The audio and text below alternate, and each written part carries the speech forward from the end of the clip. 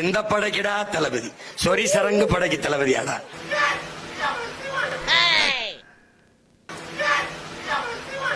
அசையாத மரம் ஒன்று உய்ந்தது கீழே.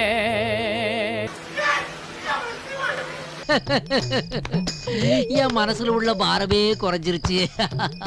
துணிச்சலை மனத்திலே வளர்த்தவன் நான்.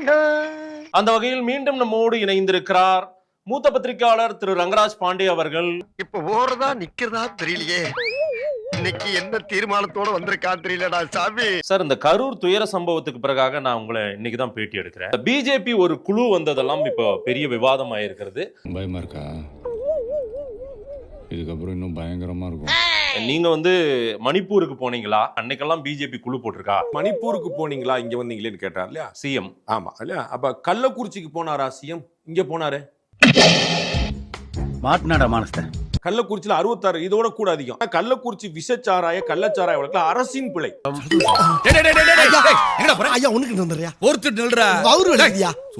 மணிப்பூர் அதை விட மோசமானது. நான் முதல்ல முடிச்சிடுறேன். நிர்வாணப்படுத்தி ரோட்ல கத்திக்கிட்டு அமர்க்களம் பண்ணிக்கிட்டு போறாங்க. அந்த காட்சியை பார்க்கும்போது ஏன் பிரதமருக்கு அது உடனே அங்க போகணும்னு தெரியாதா என்ன? ஏன் கள்ளக்குறிச்சிக்கு சிஎம் போல இங்க ராத்திரி 1 மணிக்கு வந்தாரு? அதே மாதிரி தான் இது. சரிங்களா? இவனு ஈக்குவலா மைண்டம் பண்றானே. அதான் சார், மணிப்பூருக்கு போயிருக்கணும்ல. இப்படி ஒரு குழு ஹேமமாலினி மேடம் அவங்க தலைமையில இங்க அனுப்புன மாதிரி அங்க போயிருக்கலாம். கள்ளக்குறிச்சிக்கு சிஎம் போயிருக்கணுங்கிற மாதிரியே மணிப்பூருக்கு பிஎம் போயிருக்கணும். எப்படி பேசினாலும் கேட்டு போடுறானே. நம்ம பதிலுக்கு பதில் பேச வேண்டாம் சார். உங்கள் சௌரியத்துக்கு நான் பேச முடியாதுங்க. அதெல்லாம் சொல்லக்கூடாது, அதெல்லாம் சொல்லக்கூடாது. ஏன் சொல்றடி? அதெல்லாம் நீ சொல்லக்கூடாது. உங்கள் சௌரியத்துக்கு நான் பேச முடியாதுங்க. ஏன் பதில நீங்க தீர்மானிப்பீங்களா? பாண்டே பெட்டின் பொருளா மாதேஷ் தனியா பேசிக்கிட்டு இருக்காங்க. கிரியாளா உடம்ப இரும்பாக்கிக்கடா, அடமலா ஆரம்பிச்சு வெளுத்து வாங்க போகுது. எதுக்கு என்கிட்ட பேட்டி கேக்குறீங்க? நான் உங்க கருத்து அப்புறம் ஏன் கருத்து சொன்னா பதிலுக்கு பதில் பேசுறீங்க. கழுத நீங்க வச்சாளா? உங்கள்ட்ட சம்பளம் வாங்குறேன்னா அங்க என்னவோ அது ஏன் சௌரியங்க. நான் பதில் கேள்வி எழுப்பேன், பதிலுக்கு பதில் சொல்லுவேன், பதில் சொல்லாம இருப்பேன். எதுக்குங்க? அதான் சர்வத்தையும் அடக்கிட்டீங்க. மறுபடியும் எங்க வீட்டு பிள்ளை எம்ஜிஆர் மாதிரி எதுக்கு பெல்ட் எல்லாம் கழட்டிக்கிட்டு இருக்கீங்க? உங்க கருத்தை தான் நான் நீங்க என்ன சொல்றீங்க? நீங்க எல்லாம் மைக்கு நிட்டு போது பேசணுமா? உங்கள்ட்ட சம்பளம் வாங்குறேன், நான் இப்ப பேசுறேன். நீங்க சொன்ன மீறாம பேசுவேன் நான். இல்ல அப்புறம் அட பாவி, இவ்வளவு கோவக்காரன் நமக்கு தெரியாம போச்சே. ரொம்ப முக்கியம் இல்ல சார். நான் ரொம்ப முக்கியம் சொல்றேன். கள்ளக்குறிச்சி கம்மியா? 66 உயிர் போனது பரவாயில்லையா? செருப்பு பிஞ்சிரும். ஐயோ, நான் அப்படி சொன்னவே இல்லையே. அது பரவாயில்லையா? அதையும் நம்ம கேட்கணும் சார். கேட்கதான் போறோம். அதைத்தான் நான் சொல்றேன். கள்ளக்குறிச்சிக்கு முதல்வர் எப்படி போகலையோ அதே போல மணிப்பூருக்கு பிரதமர் போகல. வேற உங்களுக்கு கேள்விங்க?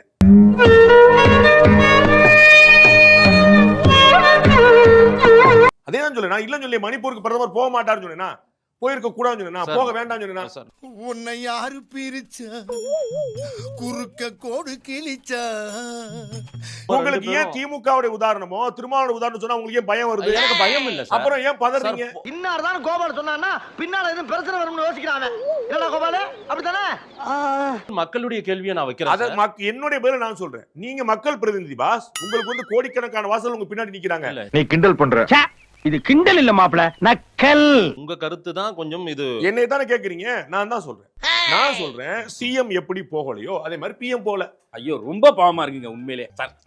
ரொம்ப பாவமா சார். எல்லாம் இவரை பார்த்து ரொம்ப பாவப்பட்டு போங்க சார். மனசு விட்டுறாதீங்க. பிஜேபி தான் விஜயை பாதுகாக்குது அப்படின்னு திருமாவளவன் சொல்றாரு. அவனே ஒரு அண்ணக்காவடி பையன். அதுல இருந்து அவங்களை எப்படியாவது தன் பக்கம் வளைக்க பிஜேபி முயல்வதாக திருமாவளவன் வெளிப்படையாவே போட்டு உடைக்கிறாரு. அவன் கிடக்குறான்டா மயிராண்டி. திருமாவளவன் எப்படி அரசியல் பண்றாரோ அதே மாதிரி பிஜேபி பண்ணும். எதிர்க்கட்சி அரசியல் செய்யாமல் அவியலா செஞ்சுக்கிட்டு இருக்கோம். இன்னைக்கு ஆர்எஸ்எஸ் இயக்குவதாக விஜயை ஆர்எஸ்எஸ் ஒரு ஆதாரம், ஒரு நூல் கொடுங்க, ஒரு நூல் கொடுங்க. இந்த இவனுக்கு ஒரு சீட் எடுத்து பாருங்க ஐயா, வெறும் பொய்யா சொல்லிக்கிட்டு தெரியலாம்.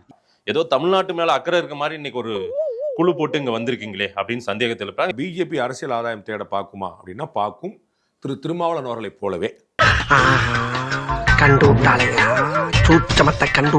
இவ்வளவு வேகமா குழு வேகமா வருது. ரிப்போர்ட்டை தமிழக அரசுக்கு எதிராக இந்த ரிப்போர்ட்டை இங்கே ஓபனா சொல்லிட்டு போறாங்க. இந்த ரிப்போர்ட்டை சிஎம்கே அனுப்புறாங்க. அதை அனுப்பிட்டு உங்க குறைகள் எல்லாம் இதெல்லாம் இருக்கு, சரிப்படுத்திக்கோங்க கொடுத்திருக்காங்க.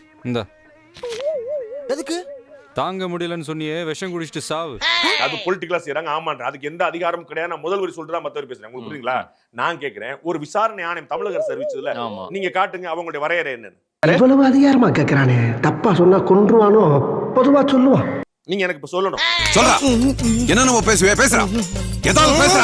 இப்பதான் சார் ரிப்போர்ட் ரெடி பண்ணிட்டு இருக்காங்க. எப்படி சார் போயிட்டு வந்தீங்க? உங்க வரையறை என்ன தெரியும்? உங்களுக்கு என்ன வேலைன்னே சொல்லல, நீங்க வேலையை முடிச்சு வந்துருவீங்களா? இன்னும் என்ன நீ பைத்தியக்காரனாவே நடிச்சிட்டு இருக்கறல? நீங்க சப் எடிட்டரா, ரிப்போர்ட்டரா, கேமராமேனா, எடிட்டரா சொல்லவே இல்ல. நீங்க போய் வேலையை முடிச்சு வந்துட்டீங்க. ஆமா, போய் பேட்டி கொடுத்து வந்துட்டீங்க. என்ன பண்ணீங்க நீங்க? இங்க வா. ஐயா நாடுகாரப்பே. ஒரு கருத்தை வெளிப்படுத்துறாங்க, அதுதான் ரிப்போர்ட்னு நீங்க முடிவு போறீங்க. முதலமைச்சர் கருத்து சொல்லிட்டாரு, அமுதா ஐஏஎஸ் உட்பட மொத்த டிஜிபி அத்தனை கருத்து சொல்லிட்டாங்க. விசாரணை ஆணையர் இப்ப நாங்க என்னங்க விசாரணை பண்ணணும்? நாங்க நம்பணுமா?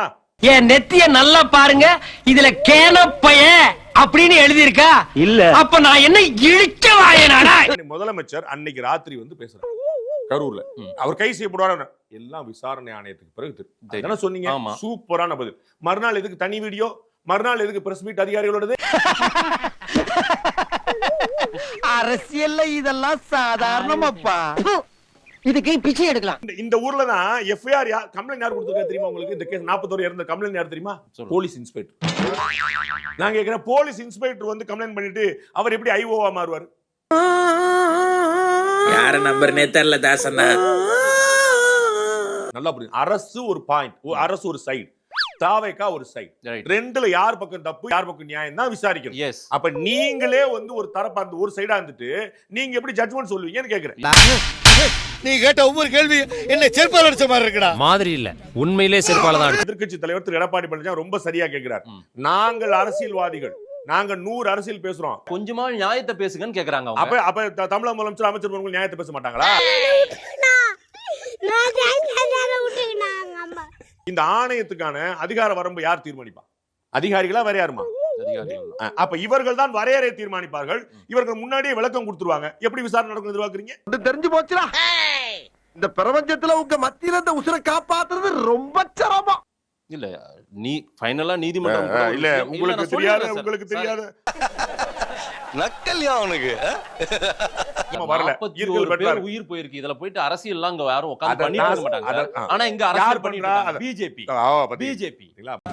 ஆனா உங்களை அடிச்சுக்க முடியாது ஜி. சொல்றாங்க என்ன அடி சிங்சக்குங்கறீங்களே. திருமாவளவனுடைய நிலைப்பாடுக்கும் உங்களுக்கு ஏதாவது வித்தியாசம் இருக்கான்னு சொல்லுங்க.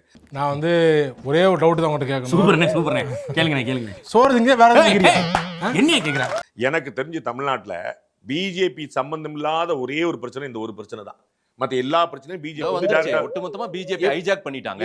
மகனே செருப்ப காட்டி பிய அடிச்சு போடுவேன். அமித்ஷாவுடைய வேலை தமிழ்நாட்டுல இன்னும் முடியல சார். தேர்தல் வேலை அமித்ஷாவுடைய வேலை தமிழ்நாட்டுல ஆரம்பிக்கல. நோட் பண்ணிக்கங்க. வந்த வேலை முடியாம தான ஆரம்பிக்கல. சும்மா அதறது இல்ல. அந்த பையனுக்கு பயம் இல்ல.